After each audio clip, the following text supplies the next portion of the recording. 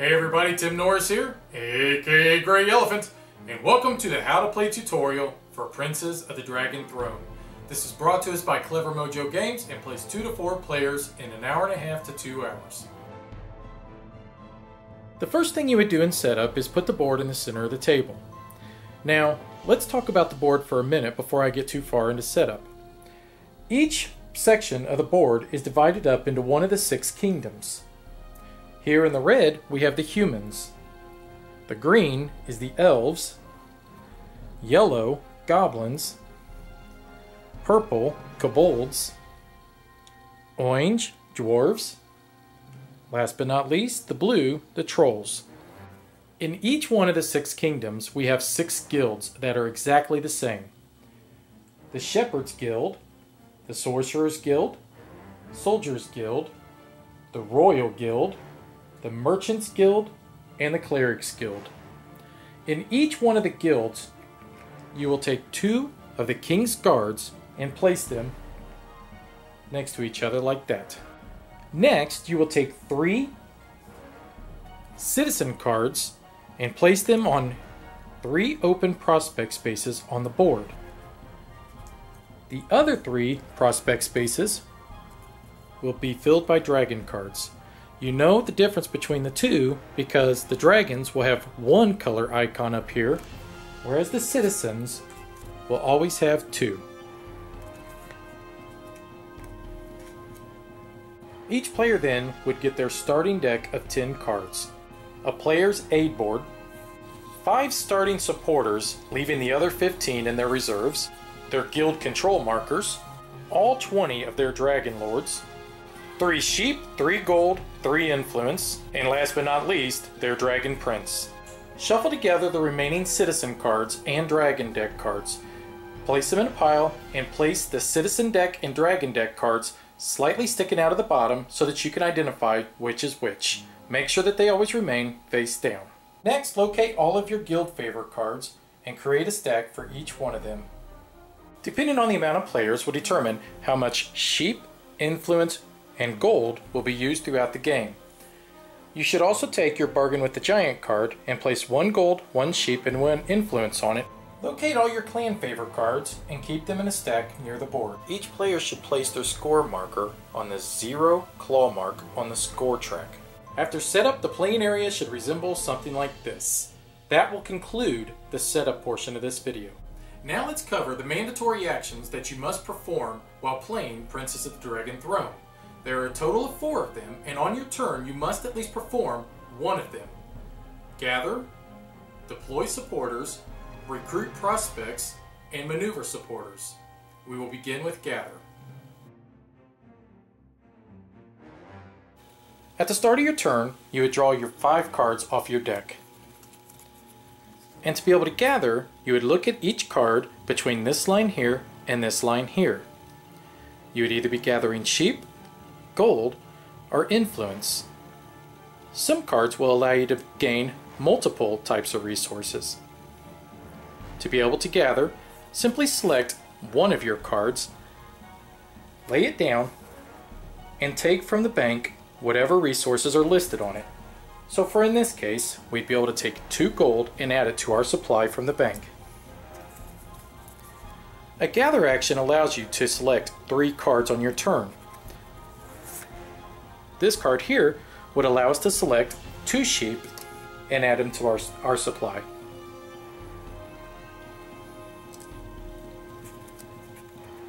Dragon cards work a little different than citizen cards. This being a dragon, this being a citizen. Notice it has 2 icons, whereas this only has 1. Dragon cards are where you're going to gather your influence from the supply. However, you must always feed a dragon whatever is listed right above it. So in this case, we'd have to first feed this dragon 1 sheep from our supply to be able to gain 2 influence. Take your 1 sheep, put it back in the reserves, then you'd be allowed to gain your 2 influence and add it to your supply. Discard the card. That would end your turn, so therefore you would draw 3 new cards to add to your hand.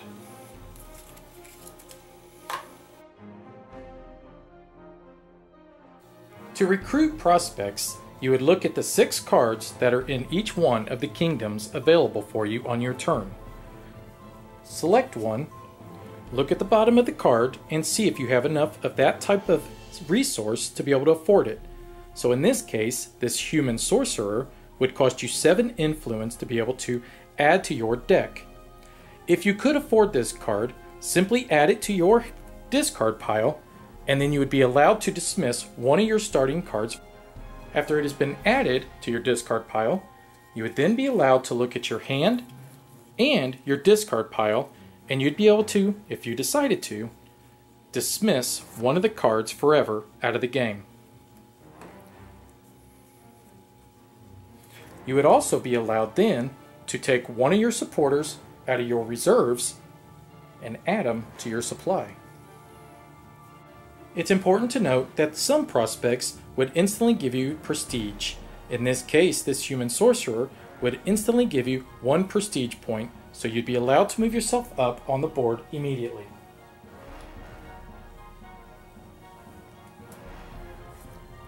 All humans require influence, while all dragons require gold. Notice this one would even allow you to move up 2 spots in prestige.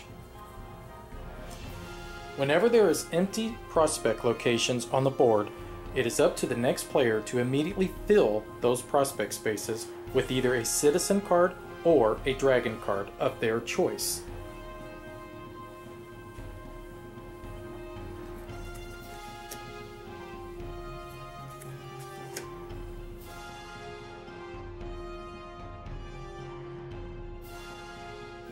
To be able to deploy supporters, take your 5 cards from your hand and see if you have any that have colors of the kingdoms or the guilds listed on them. Your starting cards are all gray, so therefore you could never use them to deploy supporters, so they would not be necessary for you to show in this demonstration. It is important to note that you can only deploy 2 supporters per turn. So in this case, we have purple for this dragon, and we have red and green for this human or this cleric. Let's look on the board and see how these cards would be used. Each one of these cards will work in one of 2 ways. Either they work for a kingdom or they work for a guild. In the case of this purple dragon, it could work for either the purple kingdom, the kobold, or it could be placed in any of the purple guilds in any one of the 6 kingdoms. The human sorcerer here would be allowed to place anywhere within the human kingdom or the red kingdom here, or in any one of the sorcerer guilds as such as these in any of the kingdoms. In this demonstration we have chosen the Kobold Purple Kingdom and the Green Sorcerers Guild. Deploying supporters for dragons and citizens is uniquely different. To be able to deploy for a citizen, you simply take one of your supporters and add it to one of the 5 slots that are available. If King's Guards fill them areas, then you only have 3 other available spaces to you. Dragons work different though. Whenever you use a dragon to be able to deploy a supporter, you take a King's Guard off of the board and you take his spot. It's important to note that you can never deploy a dragon onto anywhere in any guild unless a King's Guard is already there. Gaining the loyalty of a King's Guard can benefit you in several ways, but we'll cover that later. Now that you have taken control of that guild, the next thing you should do is take one of your control markers and lay it on that guild as such. You would then gain 2 points for taking over a guild.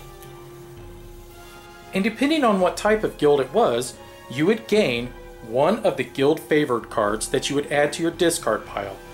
In this instance, we would now gain a Sorcerer's Guild Favor card, adding it to our discard pile. Next, you would take one of your Dragon Lords and place them within one of the open spaces in one of the council chambers for each one of the kingdoms. In this instance, we placed within the Purple Kingdom. However, we also placed in a green guild. So in this case, you would be able to select whether you wish to place your Dragon Lord in green or purple. as such. To maneuver supporters, you simply take up to 2 of your supporters that are already on the map, and you may remove them and place them anywhere else in any guild or kingdom that you wish that has an open space. For instance, if we wish, we could take this one, place it here, and we could take this one and place it there. This is a great way to get your supporters in position to take over multiple guilds in one single action. Now that we've covered the 4 mandatory actions that you must take one of per turn, next what we're going to cover are the free actions that you can take as well as the mandatory action. Free actions usually consist of a King's Guard. Remember when we took the King's Guard and we added it to our player board? They come in handy later on in the game. Let's cover all 3 of the King's Guard's free actions that you can take on your turn. It's important to note, with the King's Guard free action, it can be played at any time during your turn. For instance, you don't necessarily have to take your mandatory action before you perform your free King's Guard action. You can do this action first to set yourself up to be able to take a mandatory action. To be able to do a King's Guard free action, take your King's Guard. First thing you'll do is you will dismiss him out of the game. The first free action that we'll talk about with the King's Guard is placing new prospect cards onto the board. Let's say you don't like what you see out there with prospect cards currently, and you would like to replace it with other prospect cards. If you dismiss a King's Guard, you would then be allowed to take 2 prospect cards from either the Citizen or the Dragon, or one of each, and place them on top of already placed prospect cards. For example, let's say that you don't like that cheap dragon up there in the Orange Kingdom. If you'd like, you can draw the next dragon on the stack and place it directly on top of it. Let's say you don't like that dragon. Well, let's take a Citizen if we even like, and we can place it on top of it as well, as such. You can do this as many times on your turn as you wish, as long as you have a King's Guard in your possession to dismiss.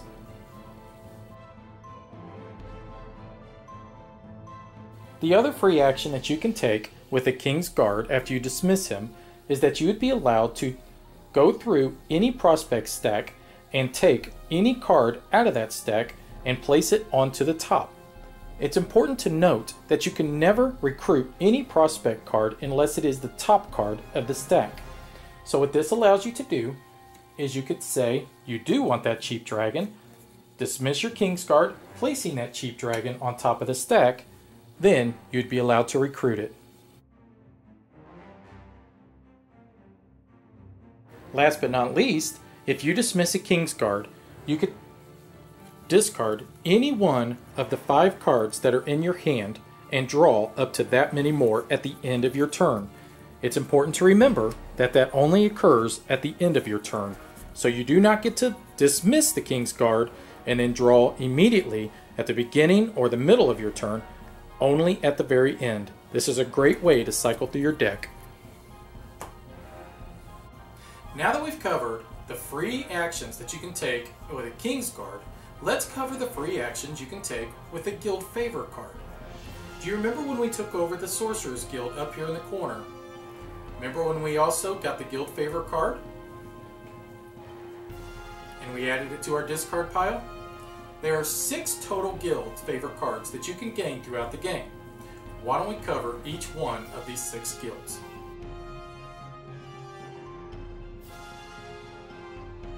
The 6 Guild Favor cards work in different ways. We will cover each one of these 6 in detail. The first one we'll go over is the Sorcerer's Favor card.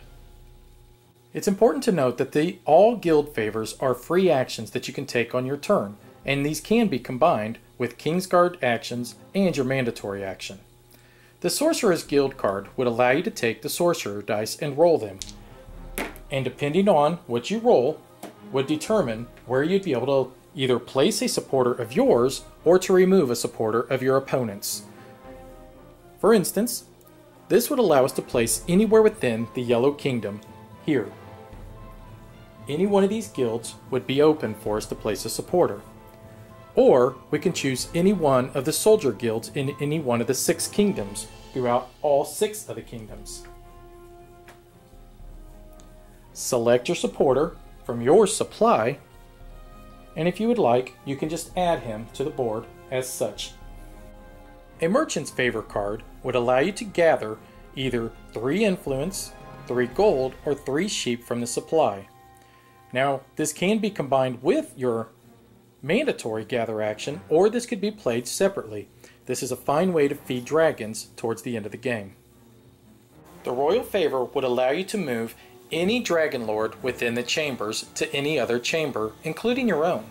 So for in this example, if yellow wanted to, they could remove their dragon lord, placing it into the last available space in the purple chamber.